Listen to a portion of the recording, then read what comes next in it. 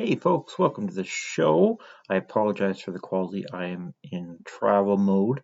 I am in Airbnb between Fort McLeod and Lethbridge, so that's quite close to the Alberta-Montana border. Not as close as I was last weekend, but still quite close. I figured it was more important to get a video out with below average quality than to wait. Last weekend I recorded on my phone, and my phone is not happy with the amount of storage that video takes up. So until I get that figured out, we're going to just go on this laptop. Since it's just more of an Oilers review and not like an in-depth uh, analysis of something, I figured it'll be okay. This kind of video is more about time than, well, it is important to have quality, but it's more important to be timely. Uh, I also don't really have a steady place to put my laptop, so I apologize for the shakiness. But the good news is I was able to zoom in enough on my notes here on my laptop that I shouldn't need my glasses too much so that the glare of my glasses isn't taking out my face on the video. But anyway, let's get into it. The Oilers, as I'm sure you know, lost 4-2 to the Minnesota Wild. And you're obviously going to think, what went wrong? What went wrong? What did the Oilers do wrong? And the answer is very little. The Oilers did very little wrong.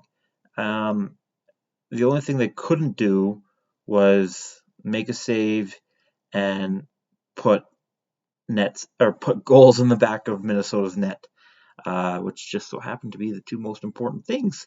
But let's get into it. First period, it's kind of a feeling out process that can't, as Bob Stauffer put it, shots were only 7-6 in favor of Minnesota, but Minnesota did put the puck in the back of the net twice, though the first one was called off. The second one, which was a legal goal, came with only 23 seconds left in the first period, so a bit of a demoralizer, though it didn't seem to affect the Oilers too much, though it obviously affected the final score. Anyways, that goal was Matt Boldy's 21st of the season. He's assisted by Middleton, so fantasy points for me, and Eriksson Ek. Not that I'm happy that Middleton got points tonight. I'm just happy that if Minnesota had to get points, I got fantasy points as a result. Anyways, second period, Edmonton starts to take control. They take control quite well, actually. The shots are in their favor 13-6, despite Minnesota being on the power play twice and Edmonton once. Despite all that control and lack of control in Minnesota's case, the score is 1-1 going in because Leon Draisaitl ties it up in the Oilers' lone power play of the period halfway through it. That's Draisaitl's 28th goal of the season. He's assisted by Nuge and McDavid. Third period, Edmonton continues to take control. They limit Minnesota to only 7 shots while having 24 of their own. Part of it was because Minnesota started to be more in a prevent defense, but what you get into the saying of prevent defense prevents wins. That's more applicable in football than it is in hockey, but still very possible in hockey. But whether Minnesota wanted to be in prevent defense or not didn't matter. Edmonton forced them into it. However, Minnesota was able to get 2 goals to make it a 3-1 lead. 9 minutes into the third period, Jake Brodin scores his 5th goal of the season. He is assisted by Kaprizov and Chisholm, and then just under 3 minutes later, Boldy gets his 2nd of the game, his 22nd of the year. He's assisted by Johansson and Hartman. But then come the Oilers. They're on the power play. Hyman scores. It's his 35th goal. That was just over 2 minutes from Minnesota's last goal, and he's assisted by Draisaitl and McDavid. And the Oilers continue to pour on the pressure, and Gustafsson continues to make saves, with Matt Zuccarello scoring an empty netter unassisted with just under a minute and a half left in the third. And after that, the Oilers seem pretty deflated. I don't really blame them. I would have liked to see them still try to score. I'm a pretty optimistic guy, so I always say you always believe, you always go to the final second. But at the same time, I couldn't really blame them.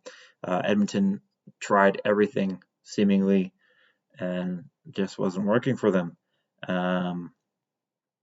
So let's get into the totals, because as I go over these numbers, you're just going to think to yourself, how did Edmonton lose this game? And I don't really have a great answer. I don't think anybody does. You could even see it on the players' faces. When Minnesota scored, they knew they got lucky. And when Edmonton couldn't score, they knew they were unlucky. McDavid was pretty visibly angered at the end of the game, as he should be, with the loss, as he should be as a captain. And because he knew, the entire Oilers team knew, the entire Minnesota team, and anybody watching the game knew Edmonton should have won that game. Edmonton did everything to win that game, and they didn't. Again, let's go into the stats I was talking about. Edmonton controlled 68.3% of the shots. Shots were 43-20 in favor of Edmonton. Face-offs, Edmonton controlled those as well. They won 67.9% of those. Hits were in favor of Minnesota, 28-26, so not a large margin. And considering how much time the Edmonton Oilers had with the puck, the Oilers got quite a few hits in. Special teams were very much in favor of the Oilers. They were perfect when it wasn't even strength, and they were still very good even strength. They just didn't score on even strength, and Minnesota did. Edmonton was 2 for 2 on the power play and 4 for 4 on the penalty kill. Minnesota's power play was just terrible tonight, and Edmonton's penalty kill was just some of the best penalty killing ever, frankly, that I have seen in a long time. And that is really good news considering how lackluster it's been the last few weeks. But the difference is, and can often be, goaltending, which isn't new to the Oilers, unfortunately. Picard only saved 16 of the 19 shots he faced. I think all three of them weren't like the prettiest goals. I mean, every goalie thinks they could save everything, as they should. Every goalie wants every goal back, kind of thing. I don't like it when a guy says, well, he wishes he had that goal back. I would hope the goalie wants every goal back and wants to try again all the time, because that's what I would do as a goalie, because I am a goalie. But there were, I think, all three of those Picard probably could have saved if given another opportunity. One of them certainly, and he knew it. He was visibly frustrated with one of the goals he allowed in the third period. It was, I think it was Boldy's goal. It pretty much went through Picard's glove. His glove had it, and then it didn't, and it was in the net. Meanwhile, Gustafsson had a brilliant night. He saved 41 of 43. So you could say, oh, well, it came down to goaltending. Yeah, it did. I think if Picard was better, or his normal self, maybe then you can argue maybe his normal self isn't that good. But anyways, if he was the version we've been seeing of him lately, I think we would have won that game. It doesn't all come down to Picard there, and I'll get into that in a bit. But just focusing on Picard and Gustafsson for now, yeah. If Gustafsson wasn't that good, we would have won the game. If he was just slightly worse, we would have won the game. And if Picard was just slightly better, we would have won the game. And I think that's the story for a lot of plays that happen. If it was just slightly more in the Oilers' favor, Oilers could have won this game. They could have won the game 6-1 the way they were playing. It's just whenever there was a close call, it seemed to go in favor of Minnesota. Gustafsson I wouldn't say had that many incredible blow your mind saves, but at the end of the day, he still had 41 saves. He still played very well. And all that. I wouldn't say we necessarily got goalied. It feels weird to say that when it really was the biggest factor of the game. But again, he didn't have to make an incredible, huge save, but he did still, at the end of the day, as I said, made 41 saves. And I'm not going to try to take that away from him. But there's quite a few Oilers who had a good game. Leon Draisaitl, this is in no particular order. I'll get to my 3 stars later, but Leon Draisaitl, of course, had a great game. He had a goal and assist, and while as a team, the Oilers were great in the face-off circle, they were led, as usual, by Draisaitl. He was 14 for 20 in the face-off circle. That's 70% success rate. Nugent Hopkins had an assist and very strong shorthanded play. McDavid, he had 2 assists, and the Oilers controlled 61% of the shots while he was on the ice. He was a -4 though. I don't think that's because of him. I'll get into that eventually. Darnell Nurse and Cece both had a great game again. I kind of want to do a video about, are they actually our best defensive pairing? I feel weird saying that. Uh, I don't think anybody has the balls to say that, but lately it's kind of been the case. Going forward, I expect Ekholm and Bouchard to be our best defensive pairing, but last many games, Darnell Nurse and Cody Ceci have been, I don't want to say it, I don't want to jinx it, but they've been very, very good. They were elite on the shorthanded play. They had, despite nearly 4 minutes of shorthanded play tonight, they were at 50% when it came to Fenwick. The Oilers had just as many shots on the penalty kill when those two were on the ice than they allowed on the penalty kill. So just incredible game from those two. Then I want to talk about Bouchard and Ekholm. They both had a very good game. I was very impressed by their physicality. They combined for 8 hits and 9 blocks together. Ekholm had 3 hits and 5 blocks. Bouchard had 5 hits and 4 blocks. Ekholm led the Oilers in shorthanded play, and he was also very elite during that. However, the two together were a -3. It seemed when those two didn't make very many mistakes, excuse me, and this goes for McDavid because he was on the ice there, and whoever his wingers were at the time, there wasn't very many mistakes made. But when they did make mistakes, they weren't like great opportunities for Minnesota, but they were pretty good opportunities, and Minnesota took advantage of the very few. They took full advantage of the very few opportunities they had, and that happens. That seems to happen to the Oilers a lot. But yeah, I think everybody besides Picard had a pretty good game, if not a great game. At the end of the day, everybody's hungry for more, which is good. I always hope that when you play Calgary or any opponent, because that's the next game, that they're hungry. They're hungry for the win. And I think the Oilers always are, as I would expect them to be, especially against Calgary.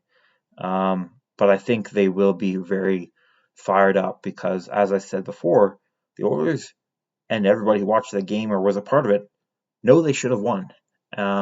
And they're going to. I'm stuttering. They are going to want to prove it, and they would be happy to prove it against a just division rival, but provincial rival.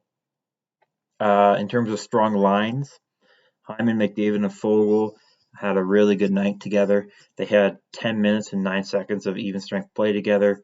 They controlled 65% of the shots, and according to Money Puck, 70.2% expected goals of the expected goals. Just a really elite play together, but they were outscored 0-1 while on the ice. Nurse and Cece were also outscored 0-1 on the ice, but as I talked about earlier, they were incredible outside of that. I don't really think that goal was really entirely their fault. Both of them could have done better, but so could have Picard. And it was also a really nice play by Minnesota. But they had nearly 18 minutes together on even strength, plus the added nearly 4 minutes of penalty kill time. But just even strength, we're just going to talk about. The Oilers control 63.6% of the shots, and according to Money Puck, 76.8% of the expected goals. So just incredible play. Cody Ceci had 3 hits, and Nurse actually didn't have any hits. In a very heavy hitting game, didn't have any, but he did have 2 blocks. So my 3 stars of the game before I close kind of hinted at it. You might have already guessed it already. First is Leon Draisaitl. Second, I wanted to say Mattias Ekholm because I really loved his game. And I even wanted to say Bouchard because he had 5 hits and 4 blocks, but those two made a few more mistakes than the 2 I chose, which you've probably guessed. Nurse and Cece, they have had an incredible month, and that didn't change tonight. They were just very exceptional defensively, physically, 5-on-5, shorthanded. And if they weren't exceptional, they were great, besides the goal against. But they were okay. It's just a really nice play by Minnesota and not a great play by Picard. CC Nurse could have done more on that goal against, yes, but I'm not. I don't think that's going to put it too big of a blemish on otherwise incredible night. Uh, Again, most of the Oilers had a really good night. As a team, the Oilers had an incredible night. Um, unless you look at the goals, as what I was just doing, just going over the stats. It's like, man, if you didn't look at the goals, if you just wanted to guess the shots, the hits, the special teams, you'd guess Oilers won 6-0 or 6-2. But that wasn't the case. They lost 4-2. So I expect them to be very pissed off for tomorrow's game against Calgary. Should be a good game. Calgary, they're not slouches. We love to joke about them being slouches, but they have won some impressive games, and they've won in impressive ways lately. They've also lost impressively in impressive ways lately too. I do expect the Oilers to win, but I say that lightly because the Battle of Alberta is always crazy. It's why we love it. It's why it's the best. I remember late in a season a couple years ago where Calgary's defense was at the top of their game, and Mike Smith was even having. I mean, when I say even, I mean I think he's great, but that's a whole other video. People who know me know I can go 20, 30 minutes on about Mike Smith and how much I really enjoyed him as an Oiler. But he was at the top. Both teams' defenses were doing very good. Obviously, Calgary's more because it was that year where Daryl Sutter won Jack Adams deservedly. They were just having an incredible year. So it's like, okay, this might be a defensive matchup. And the game ended with 17 goals. I think it was 10-7 Calgary. So you never know what's going to go on. But I would expect Oilers to win not only because they're the better team, but because after tonight they're going to want to prove that they are the team that can control the game, prove it to themselves, the fans, the media, all that kind of stuff. And they, like I said, would be very happy to do it against Calgary, as they have in the past. Edmonton's 2-0 against Calgary this year. Both games weren't not nail biters. Calgary didn't really play bad in those games. Just Edmonton played really, really good in those games. So we'll see. Anything can happen. Thank you very much for watching. Thank you for listening. And whether you're using me as an informative voice or white noise, I am happy to. Thank you so much. I've said that twice now, and I'm probably going to say it more because I really am grateful. I hope you leave a like. I hope I've earned it. I would like to see your thoughts and comments if you got any, and I would really appreciate it if you stepping on my words, tripping over my words. I would really appreciate it if you subscribe. I'm only going to get better at this. Ring that bell too if you want to stay up to date on the Oilers and some analysis that I have planned for league wide. Then my next video is going to be on the Heart Race, which has the discussion has heated up with a certain American really heating up the race, but he's not the only one. It's not as clear cut as it has been or as it seems. I think it's going to be one of the tighter, wider races we've seen in a while. But anyways, that's for a different video. It is 12:52 a.m. where I am in the middle of Fort Macleod and Lethbridge. Have a great rest of your night, day, morning, evening, whatever. Thank you again. See, I said thank you again. And have a great, I already said that part. I'll see you later.